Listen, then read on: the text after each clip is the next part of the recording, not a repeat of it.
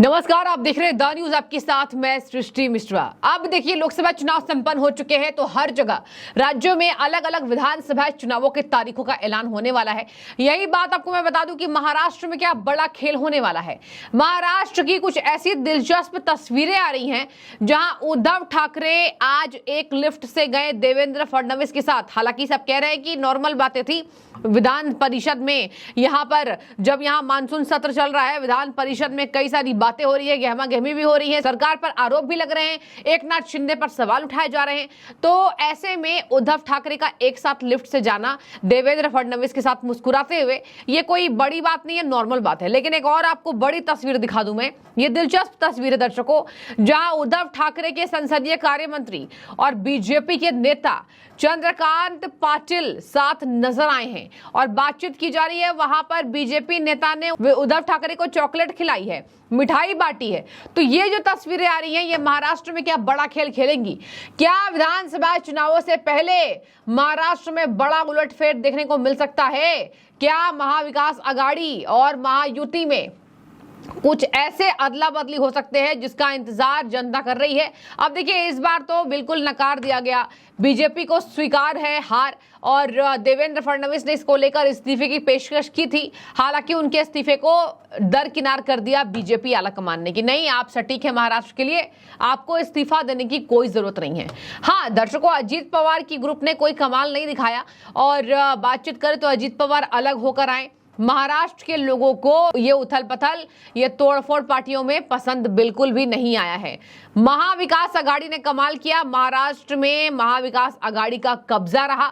लोकसभा चुनावों में बीजेपी की बहुत कम सीटें आई हैं और बीजेपी को ये चांसेस थे कि बीजेपी की सीटें बढ़त होंगी अजीत पवार के आने के बाद से। लेकिन ये जो उथल पथल है, कांग्रेस भी मिल गई, बीजेपी भी मिल गई, एकनाथ शिंदे हैं ही, तो ये बातें महाराष्ट्र की जनता को पसंद नहीं आई है। लेकिन आपको बता दें कि ये चॉकलेट देने का सिलसिला क्या है, आइए आपको विस्तार पूर्वक बताते हैं कि आखिर बीजेपी नेता चंद्रकांत पाटिल ने विपक्षी नेताओं को, इवन उद्धव ठाकरे को चॉकलेट क्यों दिया है।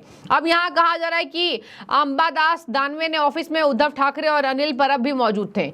वो अंबादास दानवे के ऑफिस में मौजूद थे ये तमाम नेता। चंद्रकांत पाटिल जो हैं, उन्होंने हॉल में आते ही इन सभी नेताओं ने हंसी मजाक में बातचीत शुरू कर दी। जैसे ही चंद्रकांत पाटिल हॉल में आए, जहां पर अंबादास दानवे के ऑफिस में ये बातचीत चल रही थी, उद्धव ठाकरे दर्शकों मौजूद थे। वहां पर क्या हुआ कि सभी नेताओं ने आपस में हंसी मजाक करने की शुरुआत कर दी, जिसकी तस्वीरें सोशल मीडिया पर वायरल हो गई। ये नेता अगर मुस्कुरा रहे हैं, इसके पीछे भी राजनीति है। ये नेता अगर बयानबाजी कर रहे हैं, इसके पीछे भी राजनीति है। और ये नेता चाहे किसी भी पार्टी के हों, किसी के बारे में अनर्गल बातें कर रहे हैं, तो ये भी राजनीति का हिस्सा है। और यही वजह है कि उद्धव ठाकरे के धूर विरोधी बीजेपी पार्टी के नेता उद्धव ठाकरे को चॉकलेट खिला रहे हैं। उद्धव ठाकरे ने इस बार कहा है कि मैं बिल्कुल नहीं जाने वाला हूं बीजेपी के अंदर। अब उद्धव ठाकरे से कुछ नेता मिल रहे थे, बीजेपी नेताओं की मुलाकात उद्धव ठाकरे से हो रही थी, तो क्या इस पर जनता ने जो मुहर लगाया कि उद्धव ठाकरे बड़ा खेल खेल सकते हैं, ऐसा देखिए दूर दूर तक निश्चित नजर तो नहीं आ रहा है। उद्धव ठाकरे ने कहा कि जिसने हमारी पार्टी को तोड़ा है उसके साथ तो मैं कभी नहीं जाऊंगा, और यही वजह है कि मुझे इस गठबंधन में कभी शामिल नहीं होना है। हम मजबूत हैं, हम विपक्ष मिलकर इस बार विधानसभा में भी पटखनी देंगे। आपको मैं एक और बार बता दूं, यहाँ कहा जा रहा है कि हालांकि मानसून सत्र विधानसभा का शुरू हो चुका है महाराष्ट्र के अंदर, और अक्टूबर के महीने में चुनाव संपन्न होने की खबरें तेज आ रही हैं। बता दें आपको, बाला साहब ठाकरे के आदर्शों पर नहीं चल रहे उद्धव ठाकरे, ऐसा इल्जाम लगाया जा रहा है। अब देवेंद्र फडणवीस ने कहा कि गलत तरीके से प्रचार करके इन्होंने वोट ले लिया, और इसके साथ जो यहाँ पर अकबर की पैदाइशों के साथ बैठते हैं उद्धव ठाकरे पर भी खूब हमला बोला। आपने देखा पूरे लोकसभा चुनाव में उद्धव ठाकरे पर जमकर मुखर रहे देवेंद्र फडणवीस आज वही सेम लिफ्ट में जा रहे हैं, सेम लिफ्ट में मुस्कुराते हुए जा रहे हैं।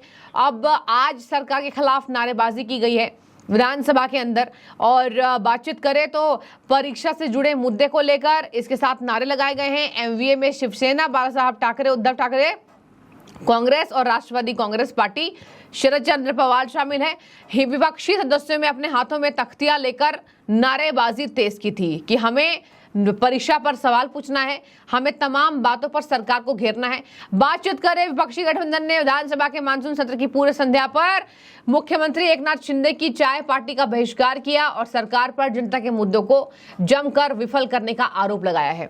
तो देखिए, यहां पर सरकार के ऊपर कई ऐसे आरोप महाविकास आघाड़ी ने लगाए। एकनाथ शिंदे की चाय पार्टी को भी बहिष्कृत किया।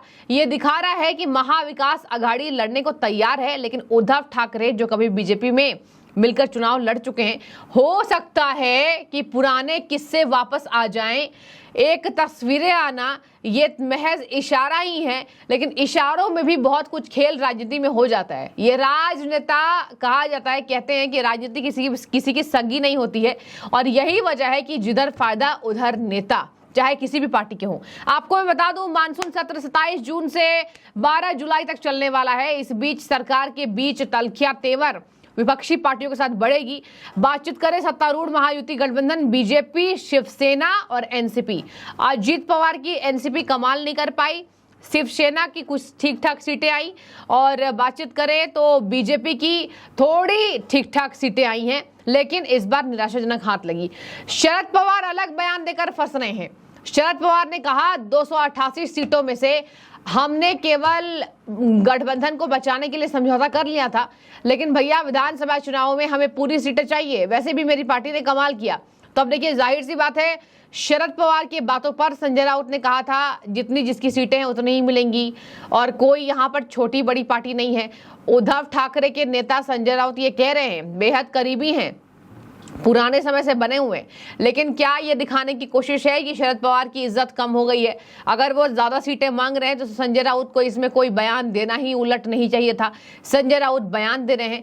हो सकता है कि उद्धव ठाकरे आने वाले समय में ये राजनीति बचाने की कोशिश करें। भले उनकी राजनीति बच गई है, लेकिन उद्धव ठाकरे ये कोशिश कर सकते हैं कि वो बीजेपी के साथ आ जाएं। लेकिन अब देखने वाली बात होगी, अभी तो फिलहाल मुखर हैं, कुछ बोल नहीं सकते हैं, और कभी तो कह रहे बिल्कुल नहीं आएंगे, कभी कुछ तस्वीरें ऐसी आ जा रही है जो इशारा करती हैं कि कहीं ना कहीं महाराष्ट्र की राजनीति में बड़ा खेल होने वाला है।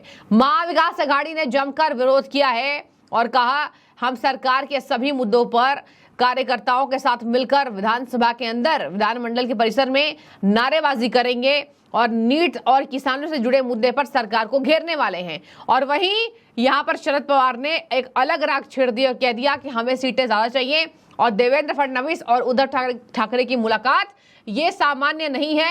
यहाँ वीडियो जो सामने आए हैं, दोनों नेता मुस्कुरा रहे हैं, हंस रहे हैं, हंसी ठिठोली कर रहे हैं, और उधर बीजेपी नेता उद्धव ठाकरे को चॉकलेट खिलाते नजर आते हैं।